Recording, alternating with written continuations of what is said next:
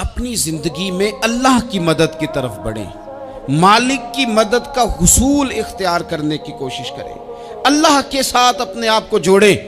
اگر اللہ کی مدد نصیب ہو، یہ جو ہم جتنا ڈرتے رہتے ہیں، سہمے رہتے ہیں، پریشان رہتے ہیں کوئی کیا کر دے گا، ہمارے ہاں نا ہر شعبے میں معاذ اللہ ایک مافیا ہے، الا ماشاءاللہ۔ وہ مافیا کہتا ہے میرے ساتھ ملو گے تو میں چلنے دوں گا، ورنہ میں نہیں چلنے دوں گا، مارکیٹ میں آ ہی نہیں سکتا فلانا بندہ، چونکہ یہاں ہمارا قبضہ ہے۔ اور میرے بھائی پھر بہت سارے لوگ جن کی نیتیں اور ارادے بڑے اچھے ہوتے ہیں شروع میں، وہ بھی اس مافیا کا شکار ہو جاتے ہیں اور ان کے رنگ میں رنگ جاتے ہیں۔ یاد رکھنا، کسی شخص کی بلیک میلنگ کا کبھی شکار نہ ہونا، کبھی کسی کی میٹھی اور مسجع مکفہ باتوں کا شکار نہ ہونا۔ کوئی کیا کر سکتا ہے اگر اللہ مددگار ہو تو؟ جس کو رب کریم اٹھانا چاہے اسے کوئی گرا سکتا ہے؟ ہم یہ ڈرے ڈرے سہمے پریشان فیصلہ کرنے کی طاقت نہیں، مجھے چلنا چاہیے کہ نہیں، اٹھنا چاہیے کہ نہیں، کرنا چاہیے، اٹھ باندھ کمر کیوں ڈرتا ہے؟ پھر دیکھ خدا کیا کرتا ہے۔ حضرت عبداللہ ابن عباس فرماتے ہیں میرے نبی پاک علیہ السلام نے میری تربیت فرمائی، حضور نے میری تربیت فرمائی، اور محبوب پاک علیہ السلام نے فرمایا عبداللہ یاد رکھنا، یہ نوجوان دوست میری بات لکھ لیں، پریشان لوگ میری بات لکھ لیں، جن کے پاس قوت فیصلہ نہیں وہ اس بات کو لکھ لیں۔ حضرت عبداللہ ابن عباس فرماتے ہیں میرے نبی پاک علیہ السلام نے مجھ سے فرمایا تھا عبداللہ سن، اگر ساری دنیا مل کے تیرا کوئی نفع کرنا چاہے، کر نہیں سکتی جب تک میرے رب کی رضا نہ ہو، اور فرمایا ساری دنیا مل کے تیرا کچھ بگاڑنا چاہے تو عبداللہ بگاڑ نہیں سکتی جب تک رب کریم کی حکمت کا تقاضا نہ ہو۔ لوگوں سے ڈرنا، لوگوں کی طرف دیکھنا، ماحول دیکھ کے اپنے راہ کا تعین کرنا، ہر بندے کے خیالات کے مطابق ڈھلنے کی کوشش کرنا، فلانا نہ ناراض ہو جائے، فلانا نہ ناراض ہو جائے، وہ جس نے ہونا ہو جائے، بس رب رسول ناراض نہ ہو۔ اپنی زندگی میں اپنے مالک کو مولا جان کے، بل اللہ مولاکم، اللہ تمہارا مولا ہے، وَهُوَ خَيْرُ النَّاصِرِينَ، وہ بہترین مددگار ہے۔ توجہ جب بھی کریں رب کی جانب کریں، اپنے دل کا قبلہ درست رکھیں، سوچوں کے زاویے سیدھے رکھیں۔ میرے بھائی مالک جب بندوبست کر دے نا، جب مالک بندوبست کر دے پھر ایسا بندوبست کرتا ہے کہ لوگوں کے پاس نا چارہ نہیں رہتا۔ حضرت مریم رضی اللہ تعالی عنہا پاک باز تھیں، مسجد میں رہی تھیں، پر مالک کی حکمت کے تقاضے بڑے عجیب ہیں نا۔ پھر جناب مریم کو اللہ تعالیٰ نے بغیر شوہر کے اولاد عطا کر دی۔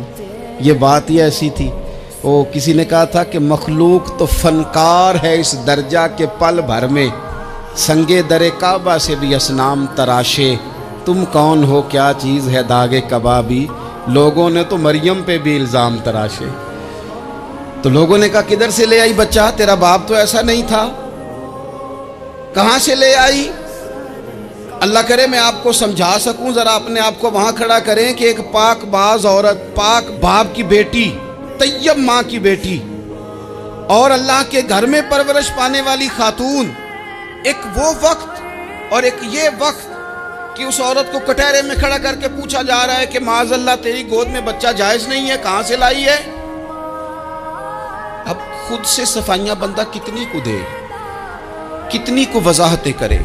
اور میں نے تو اپنی زندگی میں دیکھا ہے زیادہ وضاحت دینے والے کو بھی لوگ جھوٹا سمجھنے لگ جاتے ہیں، زیادہ وضاحت دینے پر بھی لوگ کمزوری کا اظہار سمجھتے ہیں کہ کمزور پڑ گیا۔ آپ صلح کی کوشش کرتے ہیں، سامنے والا بزدل سمجھ لیتا ہے، زیادہ وضاحتیں بھی کمزور کر دیتی ہیں۔ اب حضرت مریم کو کٹہرے میں کھڑا کر کے کہا بچہ کس کا ہے؟ تو پھر خدا بندوبست جب کرے، اللہ جب مددگار ہو، تو پھر حضرت مریم کی گواہی درختوں سے نہیں دلوائی، اس نے پتوں سے نہیں دلوائی، پھر فرشتے نہیں بھیجے۔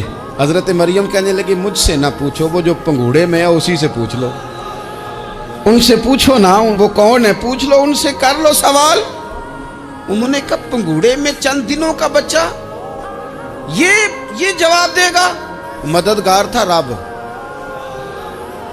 ان کی برات کا اعلان کرنا تھا مالک نے، اور جب مالک اعلان کر دے، جب مالک تیری صفائی دینا چاہے، جب مالک تجھے دنیا کے سامنے نکھارنا چاہے، تو پنگوڑے میں لیٹے حضرت عیسیٰ بول کے کہنے لگے انی عبداللہ آتانی الکتاب، فرمایا میں اللہ کا بندہ ہوں، رب نے مجھے کتاب عطا کر کے نبی بنا کے دنیا میں بھیجا ہے، میں اللہ کا بندہ ہوں، کتاب لے کے آیا ہوں، نبی بن کے آیا ہوں۔ پھر پنگوڑے سے اعلان ہو گیا، پھر بچہ بول پڑا۔ اور یہ ایک دفعہ نہیں بات ہوئی، یہ بنی اسرائیل میں ایک جریج نام کے شخص بھی تھے جو نماز پڑھ رہے تھے، بعض نے لکھا ہے نفل نماز تھی، اماں نے پکارا تو آئے نہیں، تو ماں کے منہ سے نکل گیا تو اتنی دیر تک مرے گا نہیں جب تک کسی بے حیا عورت کا منہ نہ دیکھ لے۔ تو وہ عبادت گزار تھے، لیکن لوگوں نے ان کی عبادت، ریاضت، پرہیزگاری کو نہیں دیکھا، بس ایک عورت کو بھیج کے الزام لگوا دیا۔ وہ عورت آیا جایا کرتی تھی، اب آ جاتی ہیں عورتیں، مسئلہ پوچھنے کی نیت سے بھی آ جاتی ہیں۔ ماحول میں کچھ جگہ ایسی بھی ہیں جہاں عورتیں دم کرانے کے بہانے آ جاتی ہیں۔ وہ خاتون آتی جاتی تھی اس خانقاہ پہ، آستانے پہ، یہ بخاری میں موجود ہے، پھر اس نے کہا میری گود میں جو بچہ ہے یہ انہی کا ہے۔ مجھے بتائیں کیسے بندہ وضاحت دے؟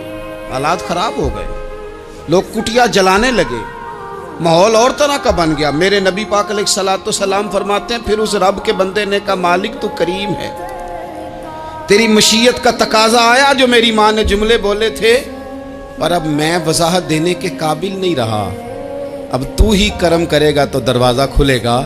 تو وہ چند دنوں کا بچہ پنگوڑے میں بول کے کہنے لگا میں اس درویش کا نہیں، میں تو فلانے چرواہے کا بچہ ہوں، وہ جو بکریاں چراتا ہے۔ رب کی مدد کو پکاریں، اپنے ساتھ اپنے مالک کی مدد کو شامل کریں، تھوڑے رزق پر بھی گزارا اچھا ہونے لگ جائے گا۔ سارے لوگ آپ کو گرانے کی تدبیریں کر رہے ہوں گے اور مالک آپ کو عزتیں عطا فرما دے گا، اس کی بارگاہ سے حکمت کا تقاضا اور ہو جائے گا۔ ہم نے ساری زندگی لوگوں کو راضی کرنے میں گزار دی، ساری زندگی بڑھاپا آ گیا بچوں کو پالتے، اور بچوں نے آخری عمر میں کہہ دیا ابا اگر کوئی ڈھب کا کام کر لیتے تو آج ہمارے دن بھی پھر نہ جاتے۔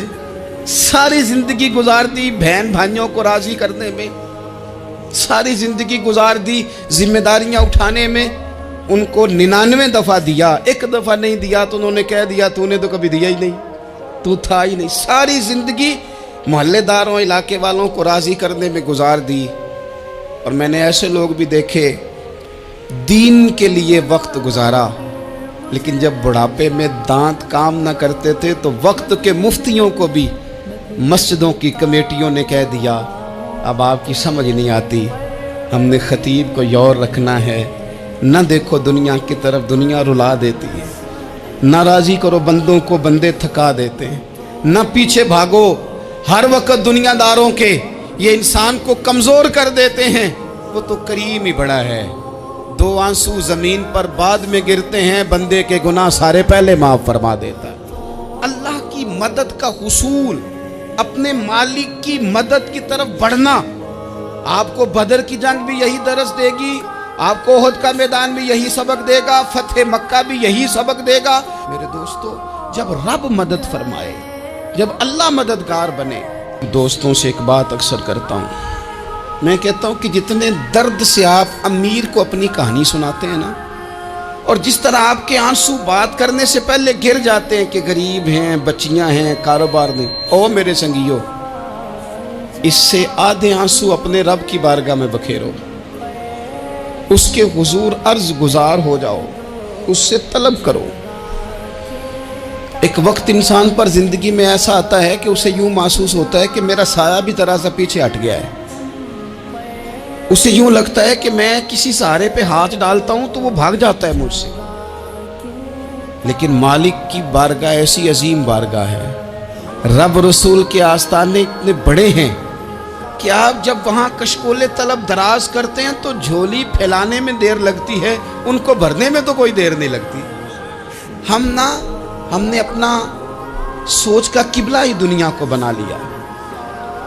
یہ جو اللہ والوں کی مدد ہے یہ تو ہے اللہ ہی کی مدد ہے، لیکن یہ جو سیٹھوں کی طرف توجہ کرنا، نوابوں کی طرف توجہ کرنا، دنیا داروں کی طرف توجہ کرنا، اور اپنا مزاج اس طرح کا بنا لینا، یارو गर्दन को झुका देता है खैरात का पत्थर, जहां में मांगने वालों के सर कभी ऊंचे नहीं होते। और इकबाल कहते हैं गैरत है बड़ी चीज़ जहाने तगो दो में, पहनाती है ये फ़क्र को ताजे सरदारा। मैं अर्ज़ करूँगा कि अपनी आप जब तवज्जो का किबला अल्लाह रसूल को बनाएंगे तो रब फरमाते वयर्ज़ुक़हु मिन हैसु ला यहतसिब, मैं ना तुझे वहाँ से रिस्क दूंगा जहाँ से कभी तेरा गुमान भी नहीं गया होगा। यहाँ से भी मिल सकता है, तूने सोचा भी नहीं होगा। बुखारी शरीफ में हदीस है, हज़रत जाबिर इब्न अब्दुल्लाह फरमाते हैं नबी पाक सल्लल्लाहु अलैहि वसल्लम ने ना 300 लोगों का एक लश्कर रवाना किया किसी मुहिम के लिए, किसी जिहाद के लिए। हज़रत अबू उबैदा बिन जर्राह रदी अल्लाह ताला अन्हु अमीर लश्कर थे। फरमाते गुर्बत इतनी ज़्यादा थी, भूख इतनी ज़्यादा थी कि एक एक खजूर दिन में एक वक्त खाने को मिलती थी, और कुछ दिन ऐसे आए कि अब खजूर भी नहीं मिल रही। फरमाते इतनी ज़्यादा भूख लगी मुजाहिदीन को 300 बंदा पत्ते खा के गुजारा होने लग गया। ये बुखारी में मौजूद है। आप फरमाते कि दरिया के किनारे हमारा पड़ाव था, ठहराव था।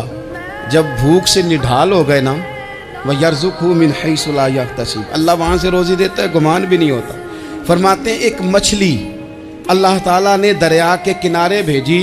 फरमाते हैं वो थी तो मछली पर पहाड़ जितनी थी।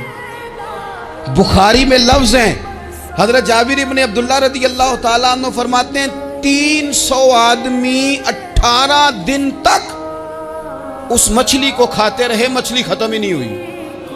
मछलियाँ नहीं, मछली। कहते हैं 18 दिन 300 बंदा खाता रहा, मछली ख़त्म ही नहीं हुई।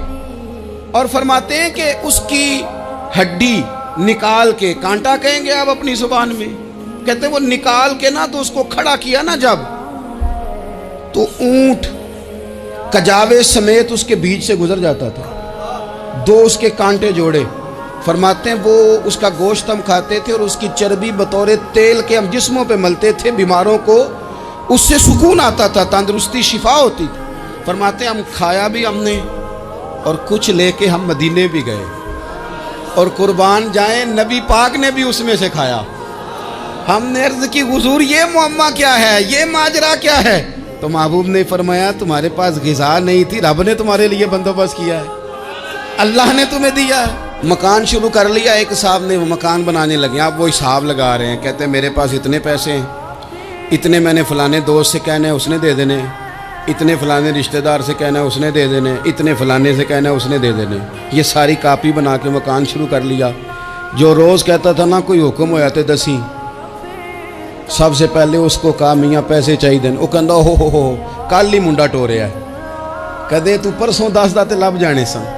मैं आपको अपने तजर्बे की बात बता रहा हूँ। जिन लोगों का ख्याल होता है ना कि आप स्टार्ट करें फ़लाना काम, हम आपके साथ हैं, अल्लाह का ही कोई निज़ाम है, वो बिल्कुल भी नहीं साथ होते। लेकिन ऐसा नहीं है कि कोई साथ नहीं होता, अल्लाह ताला बड़े असबाब पैदा करता है, वहाँ से देता है जहाँ से गुमान भी। हमारा ये ज़हन बन जाता है, हम सारी अपने हिसाब से चलते, इतने रिश्तेदारों से, इतने कौन आपके साथ चलेगा, सवाल ही नहीं पैदा होता। ये सारे काम छोड़ के सबसे पहले 2 रकते पढ़ो, अपने रब की बारगाह में, रसूल कायनात की बारगाह में गुजारिशात और इस्तिगासे पेश करो, वहाँ से खैर तलब करो। दुनियादार क्या देंगे, क्या दे सकते हैं, क्या हैसियत होती है किसी। अल्लाह कहता है वहाँ से दूंगा। तो जो अल्लाह माल दे वो लेना चाहिए कि रिश्तेदारों का माल देखना चाहिए?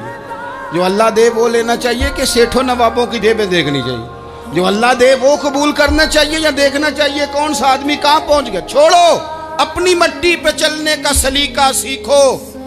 किसी के संग मरमर पे चलोगे तो फिसल जाओगे, फिसल जा।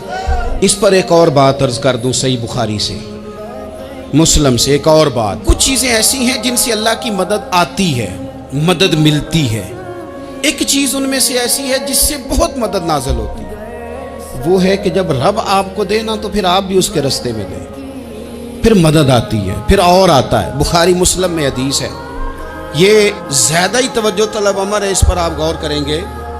हज़रत अबू हुरैरा फरमाते हैं कि नबी पाक अलैहिस्सलाम ने फरमाया, एक शख्स ने बादलों के अंदर से आवाज़ सुनी कि फ़लाँ आदमी का खेत और बाग खुश्क हो गया है, वहाँ बरसो और उसके खेत को सैराब करो। وہ بڑا حیران ہوا کہ بادل سے آواز آ رہی ہے۔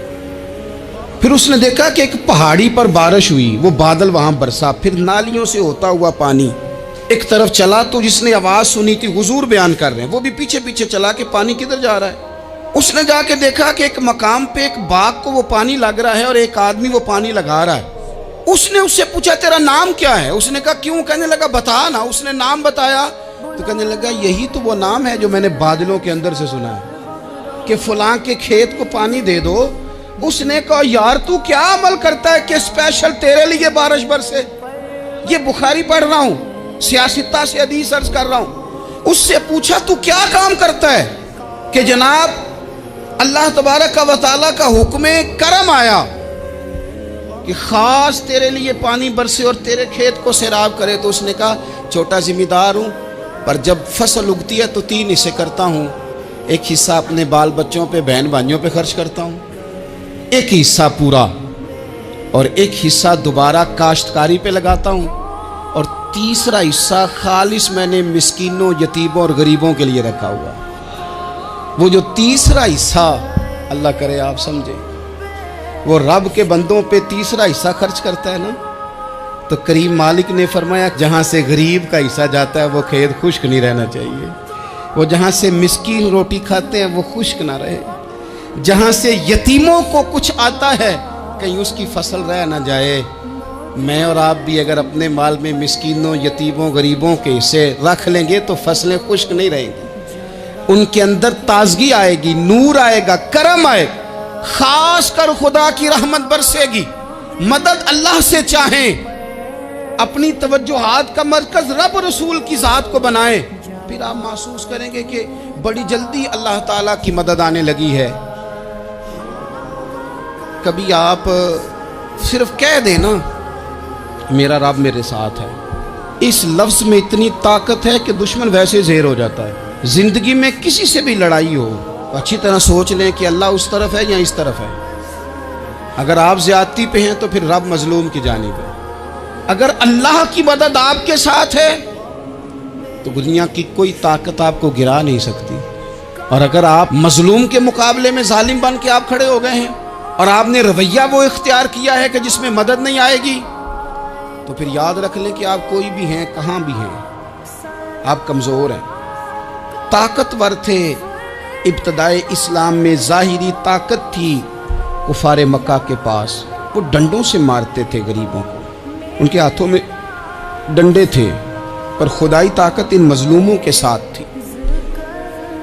صاحب زرقانی نے لکھا ہے، حضرت زنیرہ رضی اللہ تعالیٰ عنہ ایک لونڈی ہے، غریب ہے، ماڑے دا کی کام محمد نس جانا یا رونا، غریب سادی بی بی اور لونڈی کنیزہ، ایک مشرک کی کنیزہ تھی، انہوں نے کلمہ پڑھ لیا، وہ ڈنڈوں سے مارتا، دروں سے مارتا، تکلیف دیتا۔ حضرت زنیرہ رضی اللہ تعالیٰ عنہ کو اتنا مارا، اتنا مارا۔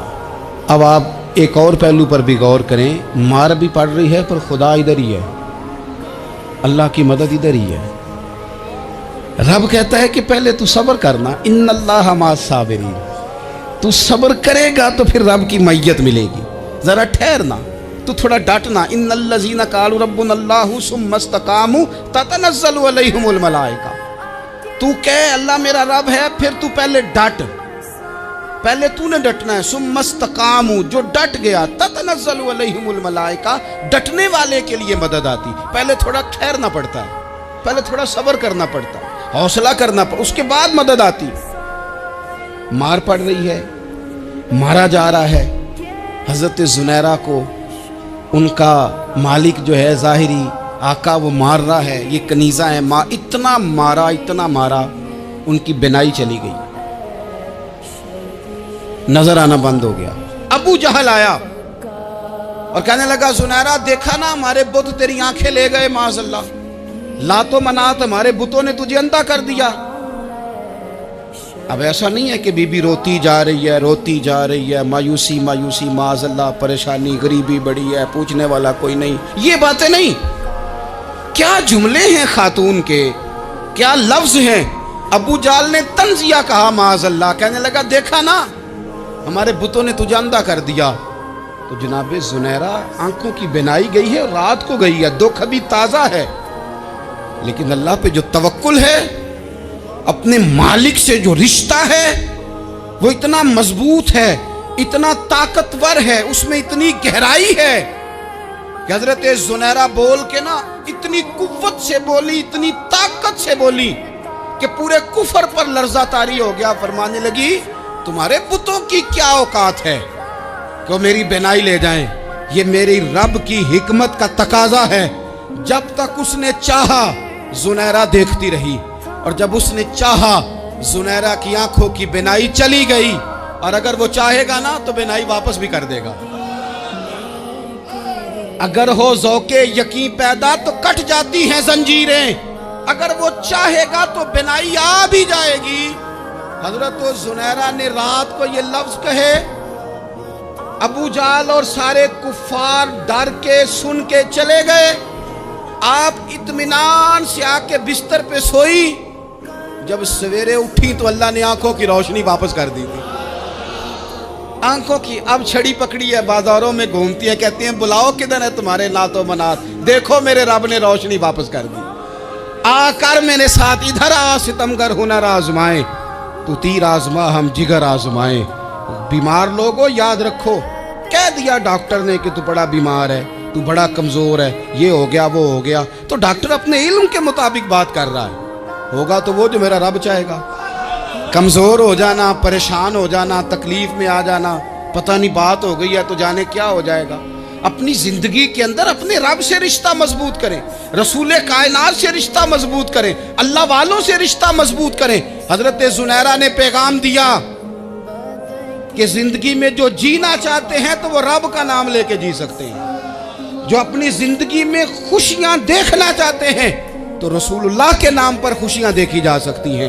توکل کی بنیاد پر بندہ خوشیاں لے سکتا ہے، اور اگر انسان میں توکل نہیں ہے تو پھر وہ اس کالے جادو سے بھی ڈر رہا ہے، وہ نیلے سے بھی ڈر رہا ہے، وہ پیلے سے بھی ڈر رہا ہے، وہ فلانے سے بھی ڈر رہا ہے، وہ میرے خلاف فلانا رشتہ دار سازش کر رہا ہے تو ڈر رہا ہے، فلانا میرے بارے میں یہ کر رہا ہے تو ڈر رہا ہے، وہ پتہ نہیں دنیا ادھر ہو جائے گی تو کیا ہو جائے گا، اٹھ باندھ کمر کیوں ڈرتا ہے، پھر دیکھ خدا کیا کرتا ہے۔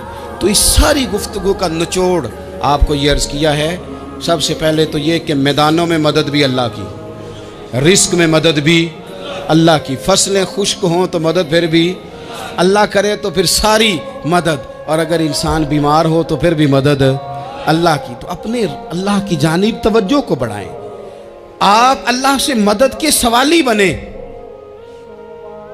ترمذی کی ایک حدیث ہے، میں آپ کو زندگی کا تجربہ بتاتا ہوں کہ جب میں بڑا پریشان ہوتا ہوں تو یہ والی روایت کھول لیتا ہوں، مزہ دیتی ہے۔ میرے نبی پاک علیہ السلام نے فرمایا اپنے دکھ سیٹھوں نوابوں کو نہ کہنا، مالداروں کا نہ کہنا، ورنہ اللہ تمہیں کبھی غنی نہیں کرے گا۔ فرمایا اپنے دکھ اپنے رب کی بارگاہ میں عرض کرنا، جلدی کرے یا دیر سے کرے اللہ تمہیں لوگوں سے بے نیاز کر دے گا۔